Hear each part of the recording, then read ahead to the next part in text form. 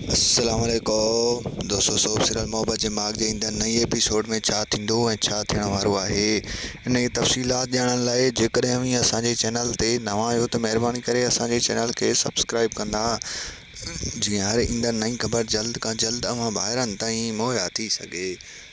दोस्तों हाणे हलूं था ड्रामे जी तफ़सीलात जी तरफ़। तव्हांखे ॿुधाईंदा हलूं त ईंदड़ नई एपिसोड में जेको आहे सो नाज़ा गाइब थी वेंदी। जी हाँ दोस्तों, तव्हांखे ॿुधाईंदा हलूं त हुनखे होतू ऐं होतू जी घरवारी जेको आहे सो ॻोल्हींदा रहंदा ऐं जेको आहे सो नाज़ा हुतां गाइब थी वेंदी।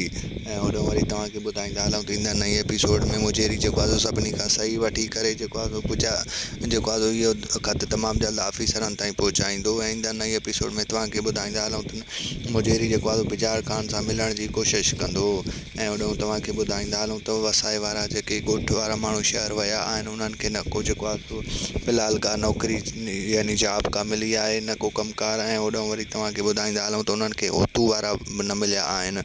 होतू वारा हाणे तमामु घणा परेशान थी विया आहिनि त हाणे ॻोठु खणी असां कहिड़ो मोह खणी वेंदासीं। उन्हनि खे इहो शक आहे त शायदि नाज़ा ॻोठु वई आहे, पर हक़ीक़त इहा आहे नाज़ा वीचारी जेको आहे दरंदनि जे हथनि होटल ते चढ़ी वई आहे। ऐं होॾो तव्हांखे ॿुधाईंदा हलूं त जेको आहे सो राणी वीचारी तमामु घणो पुरजोश हूंदी पए मोर जे करे। जी हाँ दोस्तों, तव्हांखे ॿुधाईंदा हलूं हुनजी दिलि चाहे थी त मोर तमामु जल्द अचे ऐं हुन सां मिलां। ऐं होॾो वरी तव्हांखे ॿुधाईंदा हलूं त जेको आहे सो मोर जेको आहे सो पंहिंजे साहब खे ईंदड़ नई एपिसोड में चवंदो त साहब जेको आहे सो इहो जेको आहे सो ऑफिसर यानी अमन सुठो माण्हू न अथव, इहो तव्हांजो जेको आहे सो भलो न पियो चाहे।